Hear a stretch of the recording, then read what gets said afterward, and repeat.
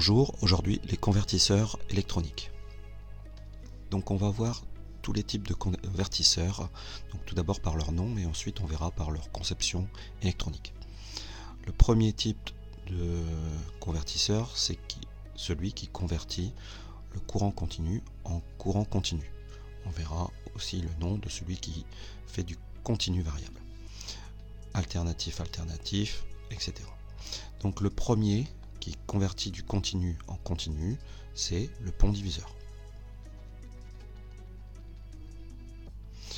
Seulement le pont diviseur, il ne fait que diminuer la tension. Donc pour convertir du continu en continu supérieur ou continu variable, on va utiliser des hacheurs.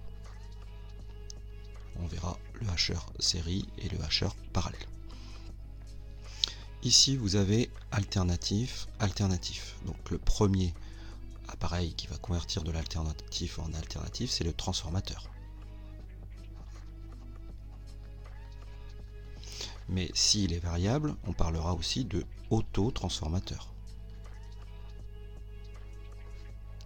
Et si c'est en électronique, alternatif en alternative variable, pour faire de l'alternatif en alternative variable, on ne pourra pas le faire directement, on va passer par un redresseur, puis un système qui va convertir en alternatif.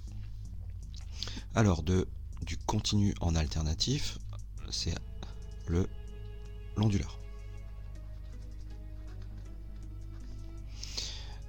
Il n'existe pas d'autres systèmes qui convertissent. On pourrait imaginer un système synchrone avec une génératrice, mais là on va parler de système statique. Donc là il y a l'onduleur. Pour convertir l'alternatif en continu, on aura le redresseur. Si la tension continue est variable, on parlera de redresseur à thyristor.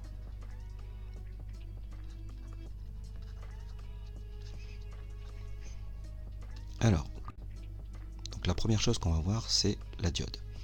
Donc la diode, vous avez un dispositif qui laisse passer le courant. On voit le sens de la flèche, donc du sens de l'anode vers la cathode. De la cathode vers l'anode, le courant ne pourra pas passer, on voit qu'il est bloqué. Donc si on regarde les courbes, on voit que si on fait varier le courant et la tension, on voit que ici il y a un seuil. Donc ça veut dire que en dessous de ce seuil là, souvent c'est 0,6, 0,7, des fois un petit peu moins, 0,5 volts, en dessous de cette valeur là, la diode ne pourra pas conduire, elle est bloquée. Et ensuite on voit que la diode, elle laisse passer le courant, mais pas la totalité du courant. On voit qu'il y a une résistance interne. Donc on voit qu'il y aura une chute de tension et donc forcément un dégagement thermique dans la diode. Par contre, si on regarde de l'autre côté, on s'aperçoit qu'elle est bloquée une bonne partie du temps et d'un seul coup, la diode, elle claque. On dit que c'est la tension de claquage, donc souvent elle est assez forte. On peut imaginer ici 0,5 volts et ici 400 volts. Donc ça veut dire que si on a une tension de 400 volts en inverse, la diode devient passante. On dit même qu'elle est claquée. En général, même elle claque physiquement. Le deuxième élément qu'on va voir prochainement, c'est le transistor. Donc moi, ce que je vous propose, c'est le transistor en commutation, donc qui est on-off, et on va regarder les transistors MOSFET. C'est ceux qui sont le plus utilisés dans les systèmes électroniques de puissance. Donc il y a deux types de transistors, le canal N et le canal P. Le canal N, c'est quand on va utiliser souvent la masse, et donc on alimentera entre une tension et la masse. Et le deuxième, c'est canal P, quand on va utiliser le plus, et on utilisera une tension entre le plus et la grille. Alors, assez rapidement, donc le transistor, c'est comme un interrupteur, donc il devient passant entre le drain et la source, seulement si on applique une tension au niveau de la grille. Si on n'applique pas de tension, il est bloqué. Pareil pour ici, donc la tension passera si la tension ici est positive. Donc on regarde un petit peu notre montage, donc on met un petit montage en 24 volts continu, hein, tout ce qui est transistor va travailler en continu. Donc ici on voit que le transistor est bloqué, donc le courant ne peut pas passer, la lampe est éteinte. Si on bascule l'interrupteur ici, on voit que la tension de grille est positive et donc le courant va pouvoir passer, donc la lampe va s'allumer. Si on rouvre le contact, on voit que la lampe ne s'éteint pas directement, elle s'éteindra au bout d'un certain temps.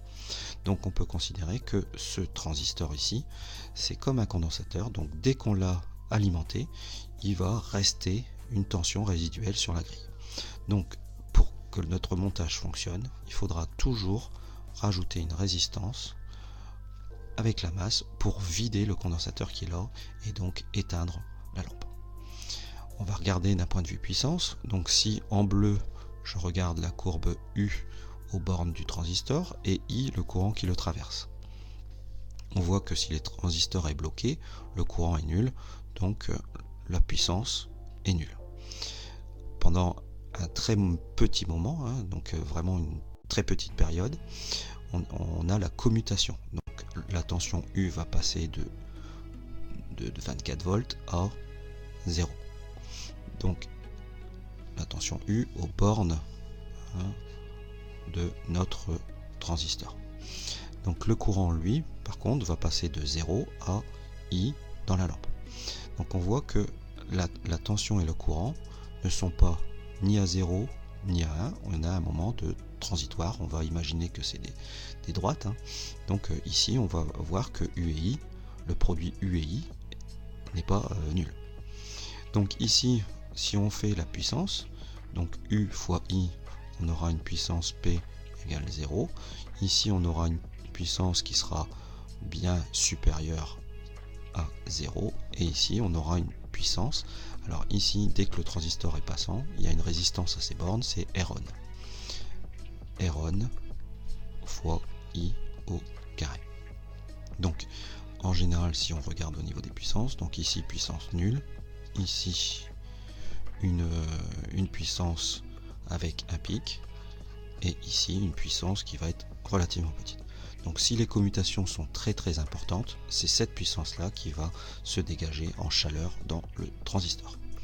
Dans la prochaine partie, on verra les appareils avec les composants électroniques. À bientôt.